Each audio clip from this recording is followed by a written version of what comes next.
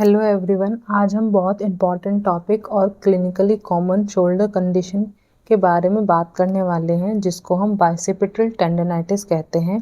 अगर किसी पेशेंट को शोल्डर के आगे वाली साइड में पेन होता है, स्पेशली जब वो हाथ को ऊपर की तरफ उठाता है या फिर भारी वजन उठाता है, तो उसको एक मेजर रीज़न हो सकता है उसको बाइसेप्स टेंडन में इन्फ्लेमेशन हो गया हो। तो आज हम यही बात करने वाले हैं कि बाइसेप्टल टेंडनाइटिस होता क्या है, उसकी अनाटमी और मैकेनिज़म्स क्या है, और कौन सा स्पेशल टेस्ट है, और क्या क्या क्लिनिकल फीचर्स होते हैं। तो चलिए अब स्टार्ट करते हैं इस टॉपिक को। तो सबसे पहले मैं आपको बताऊंगी कि बाइसेप्टल टेंडनाइटिस होता क्या है। बाइसेप्टल टेंडनाइटिस जो होता है वो एक बाइसेप्स मसल का लॉन्ग हेड होता है, जिसके अंदर इन्फ्लेमेशन आ जाता है और डीजनरेशन चेंजेस होना स्टार्ट हो जाता है, जिसकी वजह से पेशेंट को सूजन आने लग जाती है और काफ़ी दर्द होना स्टार्ट हो जाता है। ठीक है, तो उसको बोलते हैं बाइसेप्टल टेंडनाइटिस। अब बात करेंगे इसकी अनाटमी के बारे में। अनाटमी में जो है वो जो मसल होती है उसका नाम होता है बाइसेप्स ब्रेकियाई, और जो बाइसेप्स ब्रेकियाई हैं उसके दो हेड होते हैं, एक लॉन्ग हेड होता है, एक शॉर्ट हेड होता है। ठीक है, जो लॉन्ग हेड है वो होता है सुप्राग्लोनोइड टुबरकल ऑफ स्कैपुला में, जो कि जॉइंट के अंदर से पास करता है और उसके बाद वो इंटर टुबरकल ग्रूव में जाता है। ठीक, जिसको जो कि मोस्ट कॉमनली इन्फ्लामेड हो जाता है, जिसकी वजह से पेशेंट को कंधे में दर्द आना चालू हो जाता है। ठीक, जो शॉर्ट हेड होता है वो कोरोकोइड प्रोसेस पे होता है, जो कि बहुत कम उसके अंदर इन्वॉल्व होता है। ठीक, और वो जो रन करता है वो बाइसेप्टल ग्रूव से करता है। ठीक, इसके कुछ फंक्शन होते हैं, जैसे कि एल्बो फ्लेक्शन करना, मतलब कि कोहनी सीधा करना, प्रोनेशन सुपिनेशन करना, और शोल्डर को स्टेबलाइजेशन करके रखना। ये इसके कुछ फंक्शंस होते हैं। उसके बाद बात करेंगे मैकेनिज्म ऑफ इंजरी के बारे में, जो कि 4 तरीके की होती है। पहला, जिसमें ओवर यूज इंजरी होती है, या फिर रेपिटेटिव एक्टिविटीज़ होती हैं, मतलब कि एक बार से ज़्यादा बार उसको करना, तो इसका मतलब इसको इंजरी हो सकती है, जैसे कि थ्रोइंग करना, बास्केटबॉल या फिर क्रिकेट। ठीक है, या फिर स्विमिंग करना, या जिम में कोई हैवी वेट लिफ्टिंग करना, उसकी वजह से भी आपको ये इंजरी हो सकती है। दूसरा, शोल्डर इम्पीजमेंट होता है, जिसके अंदर टेंडन जो होता है वो कंप्रेस हो जाता है एक्रोमियम पे, जिसकी वजह से हमको कंधे में दर्द आ सकता है। ठीक, तीसरा, सडन लोड या फिर कोई ट्रॉमा इंजरी आ जाता है, हम कोई सामान उठा रहे हैं, झटका लग गया कंधे में, तो उसकी वजह से भी हमको दर्द हो सकता है और कंधे में दिक्कत आ सकती है। या फिर कोई एसोसिएटेड कंडीशन है, जैसे कि रोटेटर कफ टियर हो गया है या फिर शोल्डर इंस्टेबल हो गया है, तो उसकी वजह से भी हो जाता है। और डीजनरेटिव चेंजेस होने की वजह से भी क्या कहते हैं, शोल्डर में दिक्कत आ जाती है। एज रिलेटेड फैक्टर भी होता है ये। ठीक, उसके बाद हम बात करेंगे क्लिनिकल फीचर्स के बारे में। उसके अंदर जो सिम्टम्स होते हैं वो क्या क्या देखने को मिलते हैं। जो पेशेंट को पेन होता है शोल्डर में, वो बाहर की तरफ होता है, anterior part of the shoulder pain. ठीक है, जो पेन है वो रेडिएट होके आर्म्स तक भी आता है।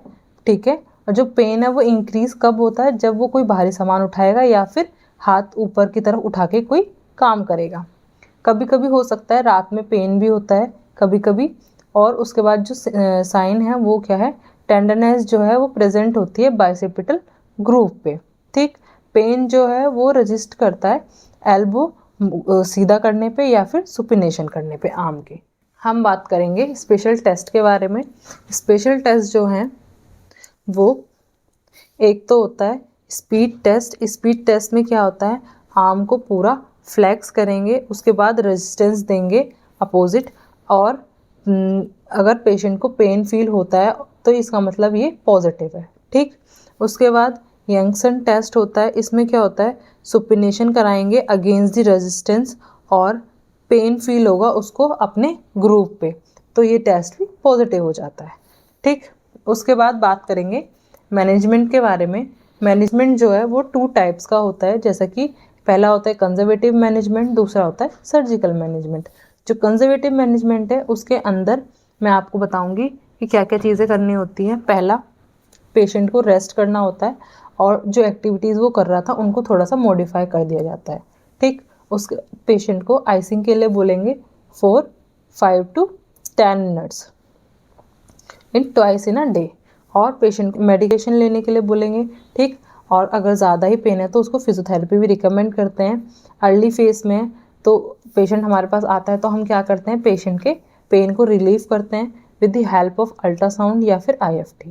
ठीक, उसके बाद कुछ स्ट्रेचिंग्स कराएंगे जिससे जो मसल में टाइटनेस आ रही होगी वो और पेन आ रहा होगा तो वो स्ट्रेचिंग के थ्रू धीरे धीरे रिलीज हो जाएगा, जिसकी वजह से भी पेशेंट के पेन में आराम मिल जाएगा। तो उसमें जो स्ट्रेचिंग कराते हैं वो किस चीज़ की, बाइसेप्स की स्ट्रेचिंग कराते हैं और शोल्डर फ्लेक्सिबिलिटी एक्सरसाइजेस कराते हैं। अगर पेशेंट का शोल्डर आगे की तरफ झुका हुआ है तो पोस्चर करेक्शन भी कराते हैं पेशेंट का। और अगर पेन बहुत ज़्यादा है तो कॉर्टिकोस्टेरॉइड इंजेक्शन भी देते हैं पेशेंट को, अगर सीवियर केस है तो। उसके बाद फिर बात करते हैं सर्जिकल मैनेजमेंट के बारे में। सर्जिकल मैनेजमेंट तब होता है जब हमारा जो ये फर्स्ट पार्ट कंजर्वेटिव मैनेजमेंट है ये 3 to 6 मंथ करने के बाद फेल हो जाता है, तो हम फिर इस सर्जिकल मैनेजमेंट पे आते हैं। इसमें क्या हो जाता है, या तो कोई सीवियर टेंडन डैमेज हो गया हो, उसके बाद क्या करते हैं, सर्जरी कराना पड़ता है। सर्जरी जो होती है उसमें भी वो 2 टाइप्स की होती है। कौन कौन सी, एक टेंडोनेसिस और एक टेनोटॉमी। फर्स्ट वाली है, इसमें क्या होता है, टेंडन को रीअटैच किया जाता है ह्यूमरस से, और ये जनरली किन में करा जाता है, जो यंग पेशेंट्स होते हैं और जो एक्टिव पेशेंट्स होते हैं। ठीक है, टेंडनोटॉमी जो होता है इसमें जो होता है वो टेंडन को कट करके रिलीज आउट कर दिया जाता है और ये जनरली एल्डर पेशेंट के अंदर किया जाता है। ठीक, उसके बाद बात करते हैं कॉम्प्लिकेशंस के बारे में। कॉम्प्लिकेशंस जो देखने को मिलती हैं, क्रॉनिक पेन होता है। ठीक, टेंडन जो है वो रप्चर हो जाता है और जो शोल्डर है वो डिसफंक्शन हो जाता है। तो आई होप आपको ये टॉपिक अच्छे से समझ में आया होगा। अगर आपको ये टॉपिक अच्छे से समझ में आया है तो चैनल को लाइक करें, शेयर करें और सब्सक्राइब करना ना भूलें। मिलते हैं नेक्स्ट वीडियो में। Thank you.